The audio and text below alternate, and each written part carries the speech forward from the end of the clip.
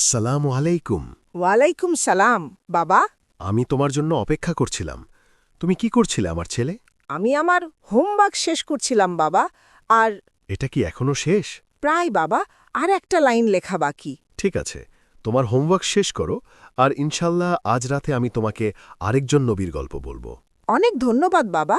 আমাকে 1 মিনিট সময় দিন, আমি তাড়াতাড়ি লেখা শেষ করে ফেলব। আমি আমার হোমওয়ার্ক শেষ করেছি বাবা। আপনি কি এখন গল্পটা বলতে পারবেন? মাশাআল্লাহ, খুব তাড়াতাড়ি, খুব উত্তেজিত। ঠিক আছে, আজ রাতে আমি আপনাকে নবী নূহ আলাইহিস সালামের গল্প বলবো। তিনি কে ছিলেন বাবা? আমি তোমাকে বলবো আমার ছেলে, এবার মনোযোগ দিয়ে শোনো। বিসমিল্লাহ। আল্লাহ সুবহানুয়া তাআলা হজরত আদমকে প্রেরণের 1000 বছর পর হজরত নুহুকে পৃথিবীতে প্রেরণ করেছিলেন। পৃথিবীতে জনসংখ্যা এখন বহুগুণ বৃদ্ধি পেয়েছে এবং এই সময়ের মধ্যে দুষ্ট শয়তান মানবজাতির সাথে তার নোংরা কৌশল খেলেছে এবং মানুষ মূর্তি পূজা শুরু করেছে। এই সময়েই আল্লাহ পৃথিবীতে আর একজন নবী হজরত নুহুকে প্রেরণ করেছিলেন মানুষকে ফিরিয়ে আনার জন্য। কিন্তু নবীর জন্য কাজটি সহজ ছিল না। আল্লাহকে ভয় করো এবং আল্লাহ যা বলেন তাই করো, নবীজি সকলের উদ্দেশ্যে চিৎকার করে বললেন। কিন্তু লোকেরা শুনতে চাইল না। তারা মাথা নাড়ল এবং মূর্তি পূজা করতে থাকল। নবীজি একজন চমৎকার বক্তা ছিলেন এবং তিনি খুব ধৈর্যশীলও ছিলেন। তোমরা কি বোঝো না যে আল্লাহ এই সমগ্র পৃথিবী সৃষ্টি করেছেন? নবীজি চিৎকার করে বললেন, আল্লাহই সূর্য, চাঁদ এবং আকাশে তুমি যেসব তারা দেখতে পাও সেগুলো সৃষ্টি করেছেন।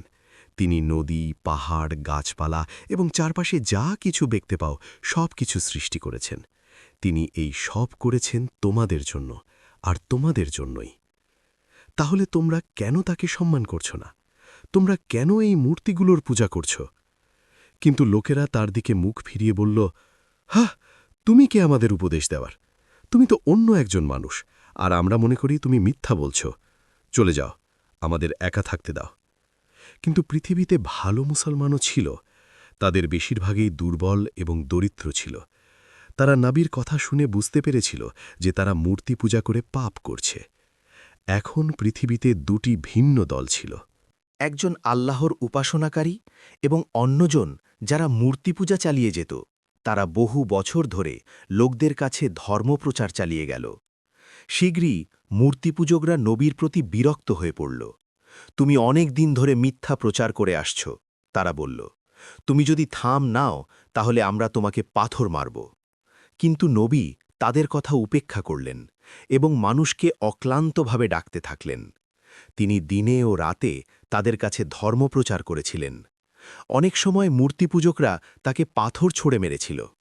জনতার কাছে ধর্মপ্রচার করার সময় তাকে লাঠি দিয়েও মারধর করা হয়েছিল। তুমি আমাদের থেকে আলাদা ন, মূর্তিপূজকরা চিৎকার করে বলল।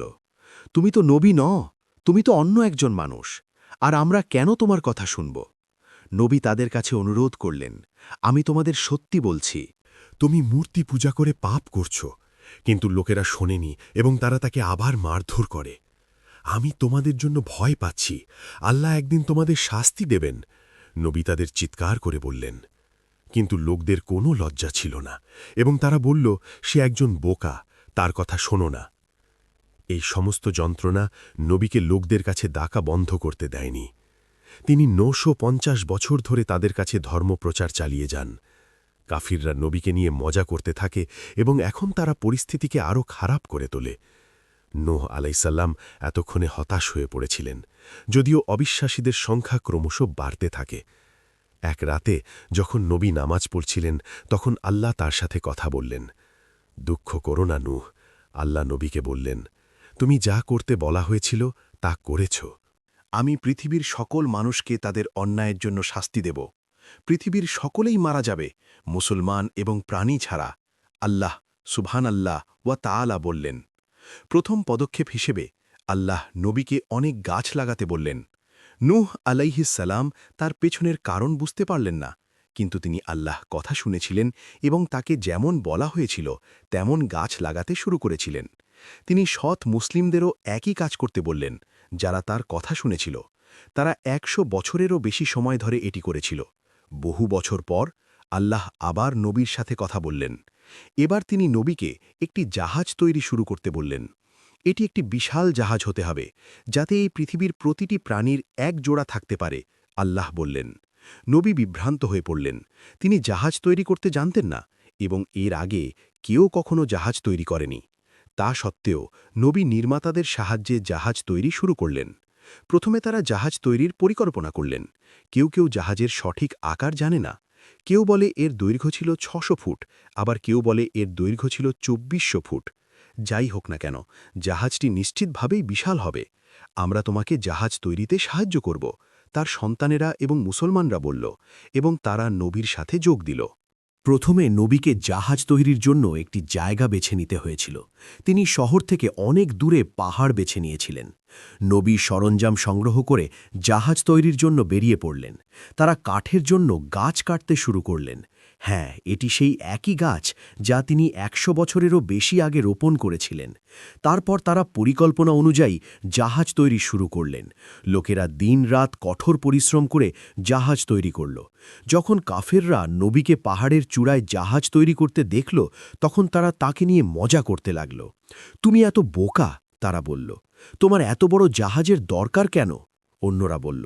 আর তুমি এটা সমুদ্রে কিভাবে নিয়ে যাবে? অন্যরা বলল। আর তুমি এটা সমুদ্রে কিভাবে নিয়ে যাবে?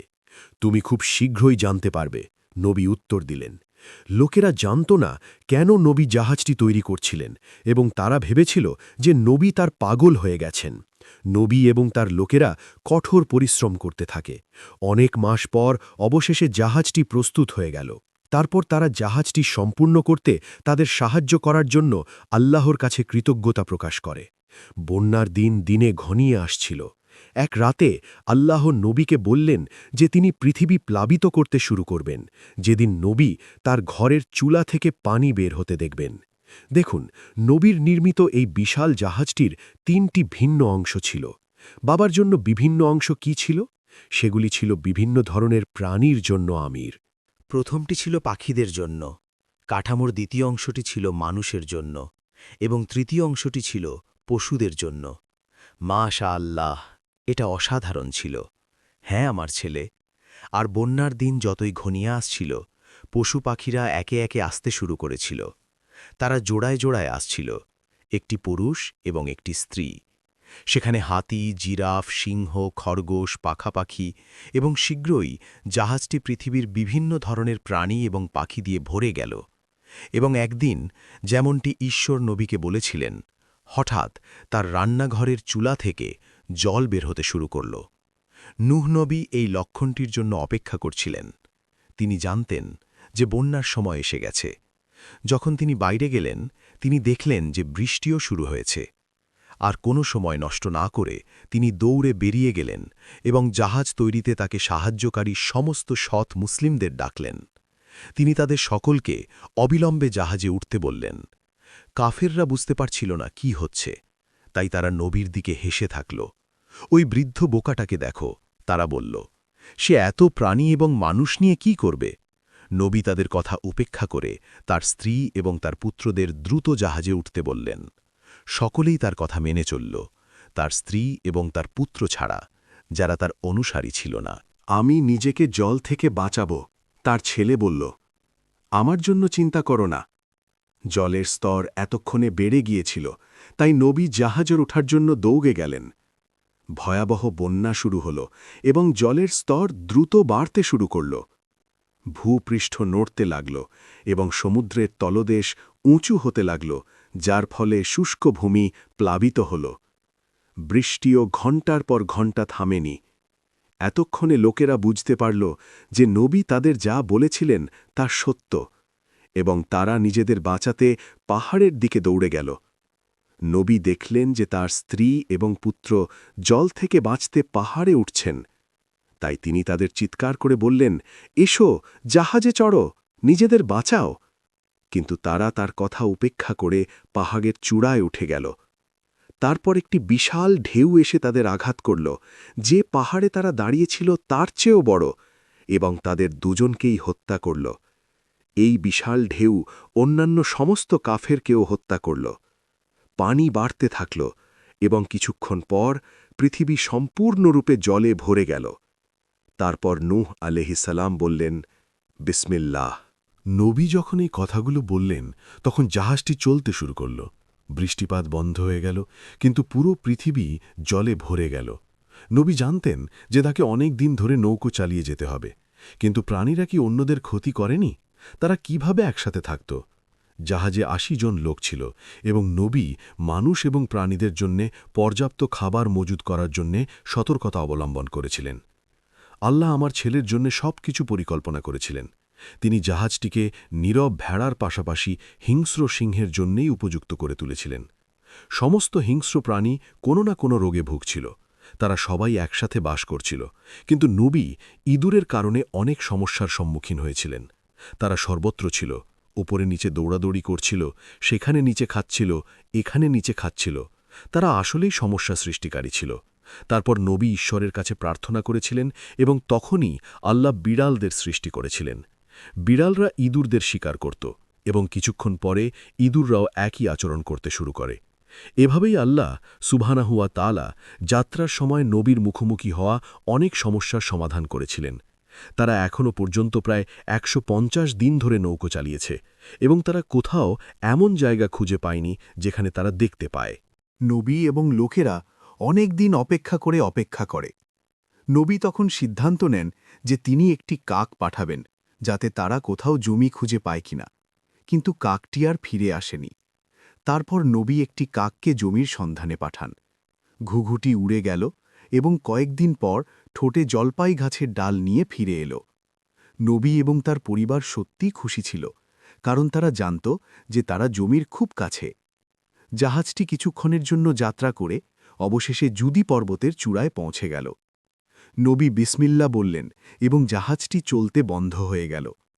১৫০ দিনেরও বেশি সময় ধরে ভ্রমণ করার পর অবশেষে তাদের যাত্রা শেষ হয়ে গেল। নবী প্রথমে সমস্ত প্রাণী, পাখি এবং পোকামাকড়কে জমিতে ছেড়ে দিলেন। তারা বেরিয়ে গিয়ে আবার পৃথিবীকে জনবহুল করে তুলল। নবী এবং অন্যান্য মুসলিমরা জাহাজ থেকে বেরিয়ে এলেন এবং তিনি প্রথমে যা করলেন তা হল সিজদা করে মাটিতে কপাল ঠেকানো। এবং এটিই ছিল মানবজাতির জন্য একটি নতুন সূচনা। এটি ছিল একটি দুর্দান্ত গল্প বাবা। মাশাআল্লাহ, তোমার ভালো লেগেছে শুনে খুশি হলাম আমার ছেলে। এখন আমি কি গল্পটি থেকে কিছু প্রশ্ন জিজ্ঞাসা করব? হ্যাঁ বাবা, ঠিক আছে। এখন বলো, কেন আল্লাহ সুবহানাহু ওয়া তাআলা নবী নূহ আলাইহিস সালামকে পৃথিবীতে পাঠিয়েছিলেন? তিনি নবীকে পাঠিয়েছিলেন মানুষকে আল্লাহর দিকে ডাকতে। ঠিকই বলেছ আমার ছেলে। এবার পরবর্তী প্রশ্নে, কেন মানুষ নবীর কথা শোনেনি? পৃথিবীর মানুষ ভেবেছিল নবী তাদের সাথে মিথ্যা কথা বলছেন। তারা ভাবত নবী তাদের মতোই অন্য একজন মানুষ। খুব ভালো আমির, তুমি কি আমাকে বলতে পারো নবী পরিবারের সাথে কে জাহাজে উঠেছিল? আমি উত্তর জানি। মুসলমানরাও জাহাজে উঠেছিল। পশু, পাখি এবং পোকামাকড়ও জোড়ায় জোড়ায় জাহাজে উঠেছিল। এটা আবার ঠিক। আর এখন শেষ প্রশ্নের জন্য, জাহাজটি যে পাহাড়ে অবতরণ করেছিল তার নাম বলো। এটা কি জুদি পাহাড় বাবা? তুমি ঠিক বলেছ আমার ছেলে। মাশাল্লাহ, তুমি আমার সব সঠিক উত্তর দিয়েছ। ধন্যবাদ বাবা। ঠিক আছে, আজকের জন্য এটুকুই। আমি তোমাকে আগামীকাল আরেকটি গল্প বলবো আমার ছেলে।